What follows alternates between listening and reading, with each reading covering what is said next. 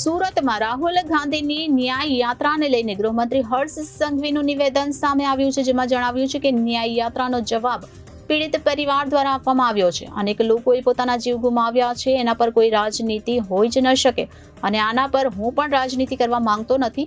તો લોકોના દુઃખને રાજનૈતિક મુદ્દો બનાવવો ખૂબ જ દુઃખદ વાત હર્ષ સંઘવીએ જણાવી હતી. તિરંગા યાત્રાને લઈ 11 ઓગસ્ટના રોજ એસકે નગર 4 રસ્તાથી એસપી યુનાઇટેડ સર્કલ આવવા જવાના રસ્તા પર જોલી પાર્ટી પ્લોટથી 4 જંકશન સુધી બંને માર્ગ પર અને રાહુલ રાજ મોલ પર અને ઉધના મગદલા વેસુ 4 રસ્તાથી ઘણઘોર 4 રસ્તા રોડ પર વાહનોની અવરજવર કરવા તથા પાર્કિંગ કરવા પર પ્રતિબંધ રહેશે અને આ પ્રતિબંધ બપોરે 1 વાગ્યાથી કાર્યક્રમ પૂર્ણ ન થાય ત્યાં સુધી રહેશે. તો કાર્યક્રમમાં મુખ્યમંત્રી ભૂપેન્દ્ર પટેલ હાજર રહેશે. પ્રતિબંધ સાથે લોકો માટે વૈકલ્પિક વ્યવસ્થા કરવામાં આવી છે.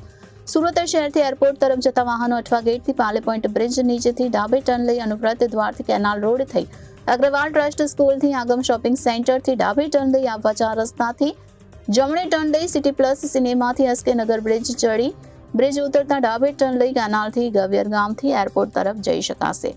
ત્યારે સુરતમાં રાહુલ ગાંધીની ન્યાય યાત્રાને લઈને ગૃહમંત્રી હર્ષ સંઘવીનું નિવેદન પણ સામે આવ્યું હતું, જેમાં જણાવ્યું હતું કે લોકોના દુઃખને રાજનૈતિક મુદ્દો બનાવવો ખૂબ જ દુઃખદ છે. ન્યાય યાત્રાનો જવાબ પીડિત પરિવાર દ્વારા આપવામાં આવ્યો છે. અનેક લોકોએ પોતાના જીવ ગુમાવ્યા છે. એના પર કોઈ રાજનીતિ હોઈ જ ન શકે અને આના પર હું રાજનીતિ કરવા પણ માંગતો નથી. તો લોકોના દુઃખને રાજનૈતિક મુદ્દો બનાવવો ખૂબ દુઃખની વાત છે, તેમ વધુમાં જણાવ્યું હતું.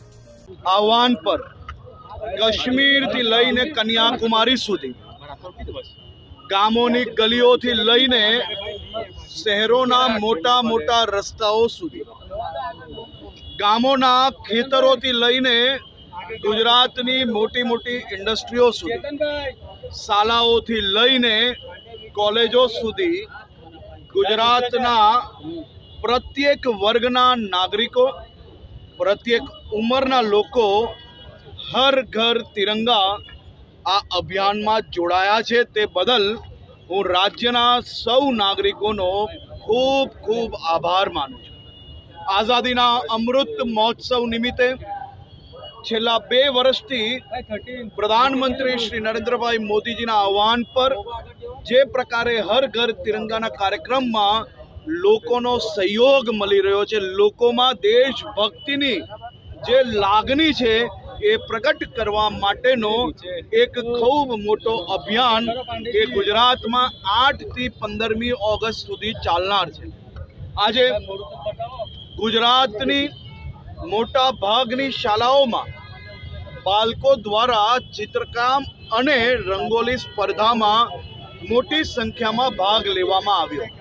ખૂબ મોટી સંખ્યામાં ગામોમાં સરપંચ, ઉપસરપંચ, પૂર્વ સરપંચો બધા જ સમાજના લોકો નાનો મોટો વેર બધો બાજુમાં મૂકીને તિરંગા યાત્રામાં એક ગામ, એક રાજ્ય, એક દેશનો સંદેશ આપી રહ્યા છે.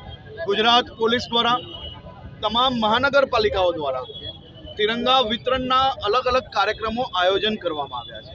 આજે સુરત મહાનગરના ભાગલ વિસ્તારમાં તિરંગા વિતરણ કાર્યક્રમમાં ભાગ લેવાનો અવસર પ્રાપ્ત થયો.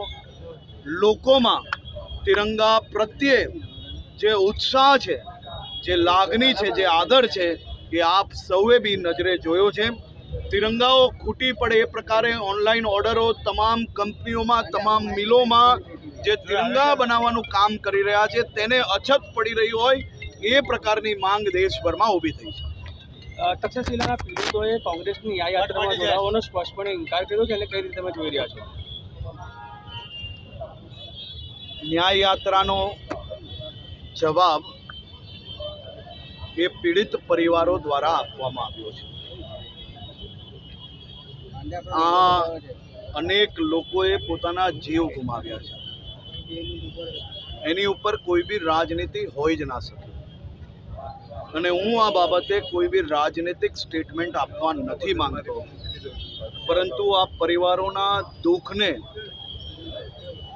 રાજનીતિક વિષય બનાવવો એ ખૂબ મોટું પાપ છે. Reporter Hitesh Prajapati, Janadesh news, Surat.